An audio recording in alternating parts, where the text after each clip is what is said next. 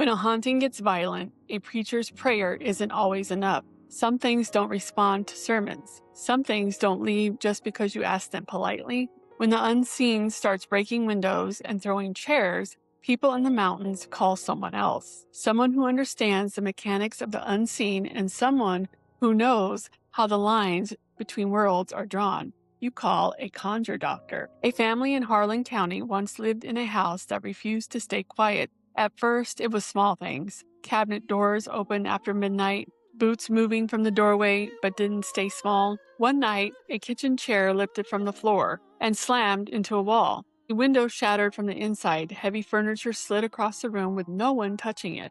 The family had called their preacher. He prayed over the house. The activity only grew worse. Finally, someone suggested an old Conjure Doctor living 2 counties away. The man arrived just after dusk. He didn't pray. He walked slowly through each room, touched the walls, stood in the center of the floor like he was listening to something no one else could hear. When he reached the back room, he stopped. Then he stepped outside and studied the ground. After a long silence, he turned to the family.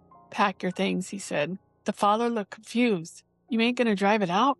The Conjure Doctor shook his head. "No, this one ain't trespassing." He explained that long before the house stood there, a killing had taken place on the patch of land. Blood debt, something violent enough to root a spirit to the ground itself. The ghost was invading the home. The home had been built on top of the ghost, and the dead had every right to remain. Interesting story. Fun fact, in Appalachian communities, Conjure Doctors weren't always hired to remove spirits. Sometimes their job was simply to diagnose a haunting.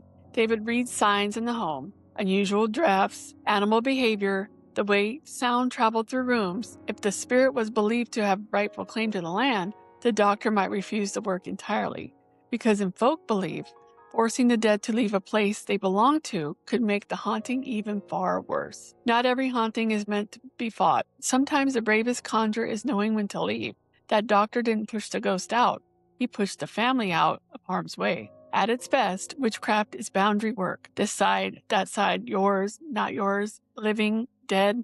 And when those lines get blurred, you need someone who knows exactly where they're drawn. Knowing when to surrender a house to the dead is its own kind of wisdom. Some land remembers too much. Until next time, stay curious and always, always stay haunted.